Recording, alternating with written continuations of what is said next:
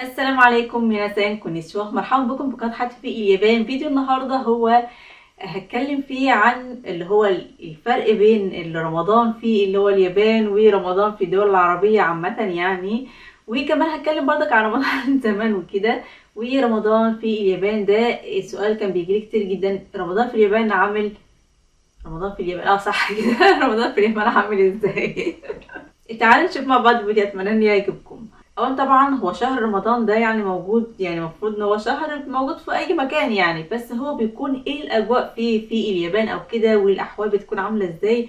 حابه اقول لكم ان هو تقريبا ما فيش اي احساس خالص باللي هو الاجواء بقى الرمضانيه والحاجات دي كلها في اللي هو اليابان. بيكون شهر زي اي شهر عادي هنا، وبيكون ايامها زي اي ايام ويعني عاديه خالص جدا. طبعا هنا انت عارفين ان نسبة المسلمين قليلة جدا، ومعظمهم اصلا بيكونوا حتى من الاجانب، يعني هم اليابانيين المسلمين ذات نفسهم نسبة ضئيلة جدا جدا في اليابان. فاليابان اصلا من الدول اللي هو الاسلام فيها نسبته قليلة جدا، وكمان اصلا الديانة فيها ذات نفسها قليلة. فهم معظمهم بيبقى مثلا مش عندهم ديانة معينة، او بتبقى مثلا البوذية كتقاليد مثلا او كده. لكن بالنسبة للديانة بالنسبة لهم فملهاش اللي هو المكانة في اللي هو مثلا حتى في الهوية بتاعتهم الاي دي والحاجات دي كلها، او مثلا دور عبادة والحاجات دي مش بيبقى مثلا زي الدول التانية. فاحنا كمسلمين مثلا طبعا انا قلت لكم كذا مرة ان احنا في مكان بعيد مثلا شوية، او مش مثلا بقى في منطقة اللي هو حيوية، او منطقة مثلا زي طوكيو والمدن الكبيرة دي، او منطقة مثلا بيكون فيها مسلمين قريبين من بعض او اجانب قريبين من بعض. لا احنا كمان لما كمان نقلنا هنا كمان المكان ابعد ان هو يكون مثلا ما بين اللي هو المسلمين او حاجه زي كده. وكمان العرب المسلمين ذات نفسهم ونسبتهم برضك قليله، يعني معظم هنا مثلا المسلمين بيكونوا مثلا تركيين، هنود مثلا، اللي هو الاسيويين، حاجات من دي. انما العرب برضك ذات نفسهم الكميه النسبه بتاعتهم قليله برضو. فاحنا بنقضي ايامنا بتبقى ايام عاديه يعني خالص، يعني بتلاقي بره المطعم فاتحه عادي خالص، والناس بتاكل في وقت الغداء عادي، وبيمشي يشربوا مثلا عادي، يعني الاكل والشرب وكل حاجه عادي خالص، مفيش اي خالص تغيير في شهر رمضان في اليابان. اما بقى لو حابين مثلا تحسوا باجواء او كده، ممكن بقى تروحوا مثلا المسجد، أو المسجد مثلا في اللي هو مثلا اللي هو اسمها ايه، اللي هو السفرة الرمضانية او الافطار الرمضاني مثلا، بيكون موجود حاجات من دي. ده ممكن تحس فيه شوية باللي هو الاجواء الرمضانية او كده. بس طبعا زي ما قلت لكم كده ان احنا مثلا نروح مسافة زي كده طبعا معانا اطفال صغيرين، لو مثلا كان ملك صغير بعد كده كريم ودلوقتي امير، فبيبقى صعب بالنسبه لنا احنا اطفال بقى ونروح المسافه بعيده، يعني ممكن تاخد لها ايه ساعتين بالعربيه حاجه زي كده، مسافه كبيره طبعا، مشوار رايح مشوار جاي. فطبعا الموضوع بالنسبه لنا بيكون صعب، فبنقضي طبعا مع نفسنا هنا في البيت. طبعا زوجي مثلا لما بيروح الشغل بيكون عادي خالص، وقت الغدا بيتغدوا وكده.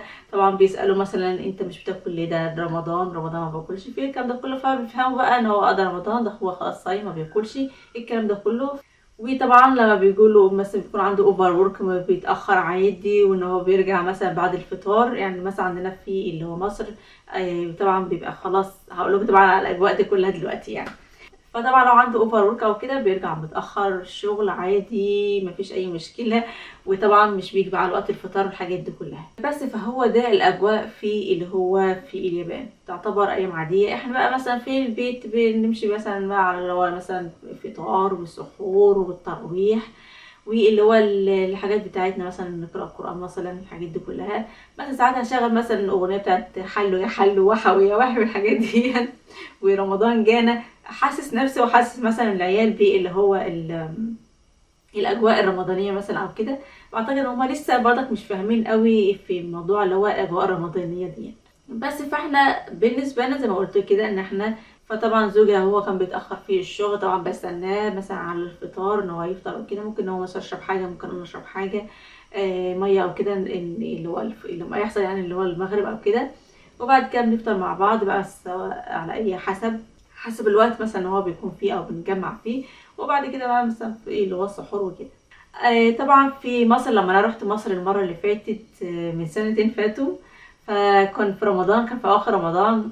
بس هقول لكم الصراحه يعني بكل صراحه، احنا كنا رايحين طبعا المشوار ذات نفسه متعب جدا جدا، كنا يومها صايمين.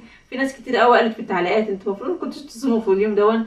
هو فعلا يعني الواحد فعلا كان ممكن المفروض ما يسمعش الفيلم ده، كان فعلا متعب جدا جدا. طبعا احنا قلت لكم ان مسافة من المكان من بيتنا، من اول ما بنخرج لغاية مثلا نوصل للبيت هناك في المنصورة، بتاخد لها يا رب كام ساعة، حاجة وعشرين ساعة. يعني كل المسافة دي بنكون برا البيت. طبعا معانا كان معانا مثلا اطفال، إيه طبعا معانا بقى الشنط واللي هو الحاجات الشيل والحاجات دي، وبنروح بقى مثلا نتنطط من القطارات الحاجات دي كلها.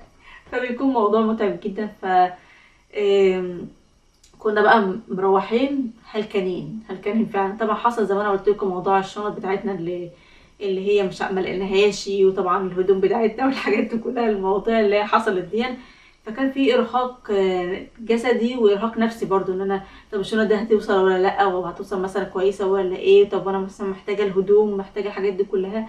فكان في اللي هو العكننه اللي حصلت دي. طبعا كمان فرق توقيت، تعرفين طبعا الفرق ما بين مصر مثلا واليابان 6 أو 7 ساعات على حسب. فطبعا الفرق ده احنا مثلا كنا دلوقتي بيبقى نهار، طب هناك ليل، الحاجات دي. فالجسم ذات نفسه بيبقى لسه مش متعود، يبقى احنا دلوقتي نهار ولا ليل. فالواحد بياخد برضك فترة كده ان هو يتعود على فرق التوقيت من بلد لبلد. فكنا مدروخين خالص ومع الصيام. فحاسه بصراحه ان هو الواحد ما كانش فايق، هو اصلا كان في اخر رمضان يعني. فطبعا الاحساس ذات نفسه بقى، انا كنت بقى بقعد احكي لشون وكده، ده في مصر بقى احساس تاني وحاجه تانية والحاجات دي كلها.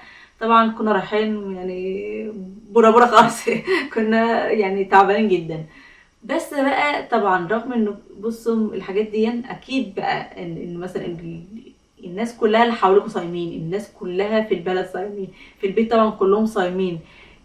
بتفرق، لا بتفرق كتير جدا الاحساس ده. ان مثلا احنا بس صايمين مثلا، طب اهلي مثلا زوجي او كده مبقاش صايمين، طب الناس حوالينا، طب في احساس مختلف. لا في احساس مختلف كتير طبعا. ان بقى المغرب بتلاقي الشوارع كلها فضت من الناس، وان هم راحوا بيجروا مع ان هم ياكلوا. بتلاقي صوت الاذان ده بتاع المغرب بقى. طبعا ما اقولكوش ان اصلا صوت الاذان ده ذات نفسه بجد، ويمكن بيحسوا اكتر اللي او بيفتقدوا اكتر اللي من يعني المحروم منه. احنا هنا في اليابان محروم فعلا من صوت الاذان ده، وانا من النوع اللي بحب جدا جدا جدا صوت الاذان، وبالاخص صراحه اذان الفجر واذان اللي هو المغرب. بيبقى لهم عندي كده احساس جميل قوي. فطبعا ان انا اسمع الاذان وكده كان بالنسبه لي بقى، عارفه الجو كده لما انت خلاص بقى المغربيه والاذان ووقت الفطار، وبيتجمعوا صوت بقى المعالق والصحن والحاجات دي اللي هو التحضيرات كل ده. لا ليه احساس مختلف كتير، يعني مختلف كتير قوي.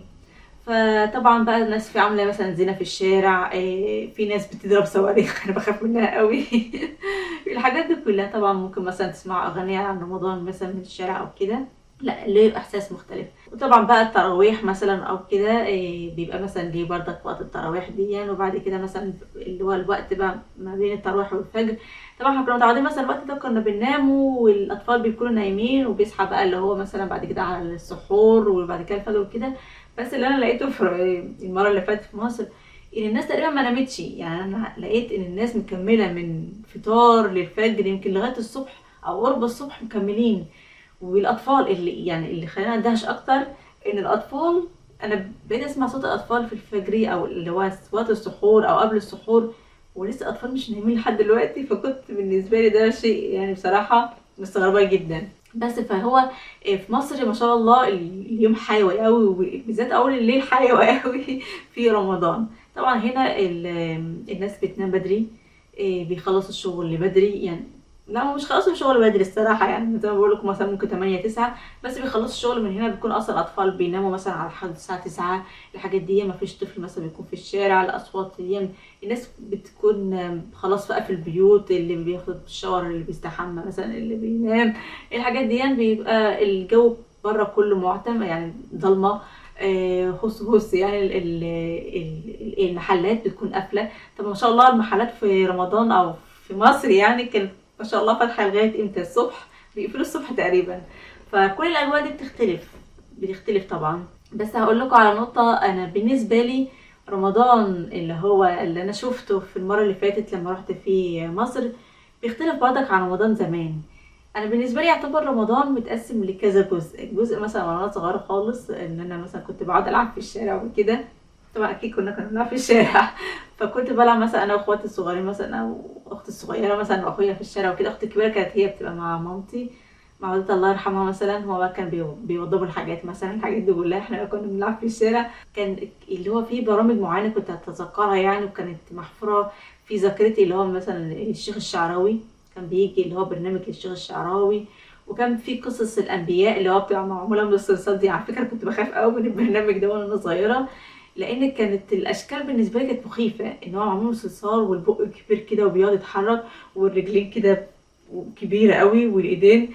فكنت بالنسبه لي الاشكال دي كانت مخيفه، بس ازاي حاجه بتتحرك زي دي بالنسبه لي كانت شيء عجيب برضو.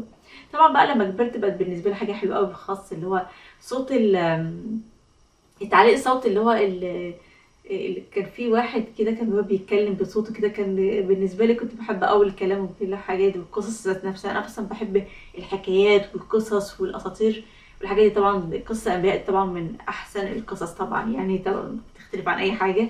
فبالنسبه لي طبعا قصه الانبياء دي يعني كنت بحبها قوي.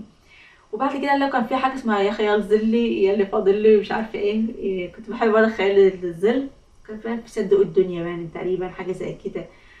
وطبعا بقى بوجو طمطم وبكار وايه تاني يا ربي. بوجو طمطم وبكار دول تقريبا اكتر حاجات انا كنت بحبها برضك قوي.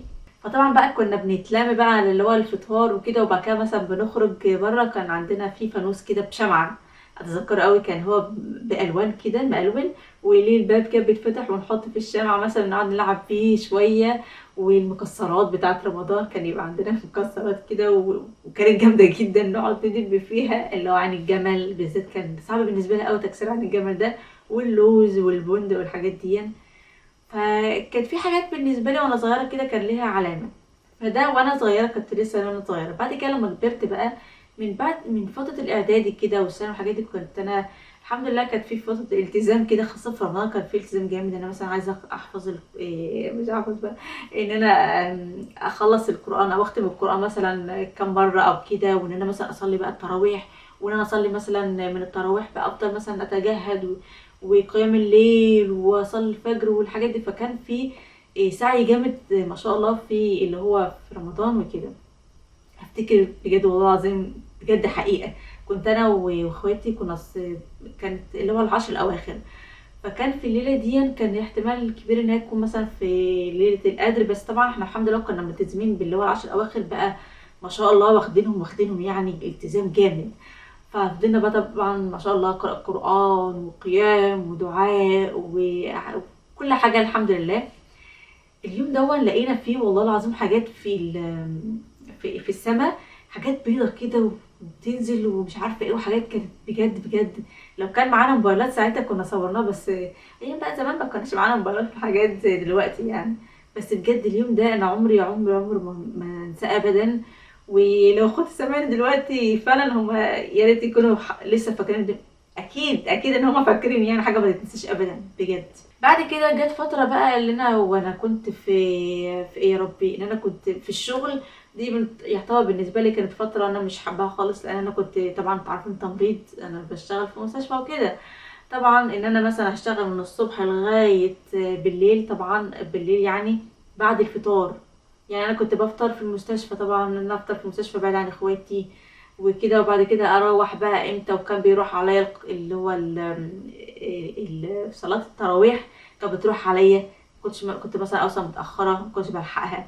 طبعا كمان في اللي هو السهر كنت انا بفطر يا دوبك، كنت اقوم جارية اقوم رايحة. طبعا التراويح بقى كانت بتروح عليا، فكنت بسهر واصبح الصبح مش عارفة ايه وكده.